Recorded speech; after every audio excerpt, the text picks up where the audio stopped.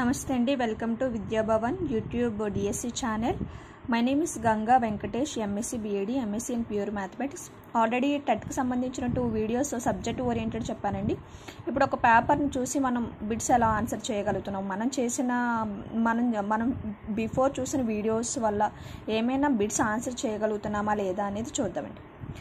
పిల్లల వికాసంలో అన్వేషణ దశగా పేర్కొనే దశ అండి. ఉత్తర బాల్య దశ, పూర్వ బాల్య దశ, పూర్వ కౌమార దశ, ఉత్తర కౌమార దశ. దీంట్లో అన్వేషణ ఉండదండి. ఈ రెండిట్లో ఏంటి అంటే పిల్లల్లో వచ్చే మార్పులకి వాళ్ళు టెన్షన్ అవుతూ ఉంటారు. శారీరకంగా కానీ మానసికంగా కానీ చాలా మార్పులు వస్తుంటాయి కదా కౌమార దశలో, దానికి వాళ్ళు టెన్షన్ అవుతుంటారు. కమింగ్ టు హియర్, ఉత్తర బాల్య దశ, పూర్వ బాల్య దశ. ఎర్లీ బాల్య దశలో వాళ్ళకి ఏమీ అన్వేషణ అనేది ఏమి ఉండదండి. కానీ ఉత్తర బాల్య దశ ఎండ్ అవుతుంది అనే టైంకి వాళ్ళలో అన్వేషణ అనేది స్టార్ట్ అవుతుంది. అండ్ సో మీకు తెలుసండి, ఈ బిట్ చాలా ఈజీగా చేసేయగలరు. మనకు టెట్లో ఒక బిట్ మనకు వచ్చింది అని మనకి క్లారిటీ ఉన్న బిట్ అండి ఇది. Plus minus plus minus plus minus minus minus plus plus minus minus. ఒక్కసారి చూద్దామండి.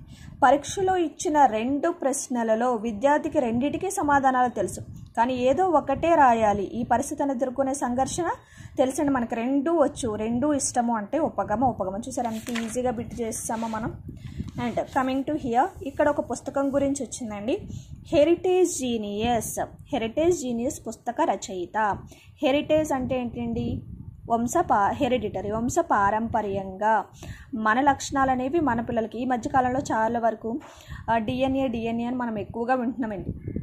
నాకు చిన్నది ఏంటంటే అసలు ఒక పాపను కానీ ఒక బాబుని కానీ చూస్తే అసలు డిఎన్ఏ అవసరం లేదనిపిస్తుంది. ఎందుకు?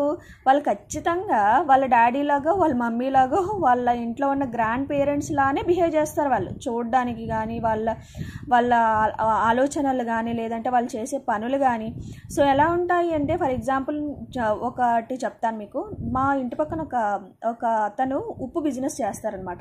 సో వాళ్ళ బాబు చాలా చిన్న బాబు. వాడు ఏం చేస్తాడంటే, వాడు కూడా ఒక చిన్న గిన్నెలో తీసుకొని ఉప్పు అంటూ ఉప్పు అమ్మడానికి ట్రై చేస్తుంటాడు అనమాట. సో దాన్ని ఏమంటారంటే హెరిడిటరీ. అంటే మన ఏవైతే జన్యువులు ఉన్నాయో అవి పిల్లల తర్వాత వంశపారంపర్యంగా వస్తున్న వాళ్ళందరికీ కూడా సో దాన్ని ఏమంటారంటే హెరిటేజ్ జీనియస్ అంటారు. దాన్ని రచించిన రచయిత ఎవరు? ఫ్రాన్సిస్ గాల్టన్ అండి. ఫ్రాన్సిస్ గాల్టన్ గుర్తుపెట్టుకోండి. 1869లో దీన్ని పబ్లిష్ చేశారు. అండ్ టీచింగ్ యాప్టిట్యూడ్ టెస్ట్ ఈ సహజ సామర్థ్య మాపనం చేయడానికి నిర్దేశించబడింది. సహజ సామర్థ్యాలను మనం పరీక్షించడానికి చాలా మాపనలు ఉంటాయండి. సో దాంట్లో టీచింగ్ యాప్టిట్యూడ్ టెస్ట్ అనేది దేనికి సంబంధించి? టీచింగ్ అంటేనే మీకు అర్థమైంది ఆల్రెడీ. విద్యా విషయక ఆప్షన్ 1, సౌందర్య కళా సంబంధ, వృత్తి సంబంధ, వ్యక్త్యంతర సంబంధ. మీకు ఆల్రెడీ టీచింగ్ అంటేనే మనం ఆల్రెడీ టీచర్స్ కదండి. టీచింగ్ అంటే మనకి సంబంధించింది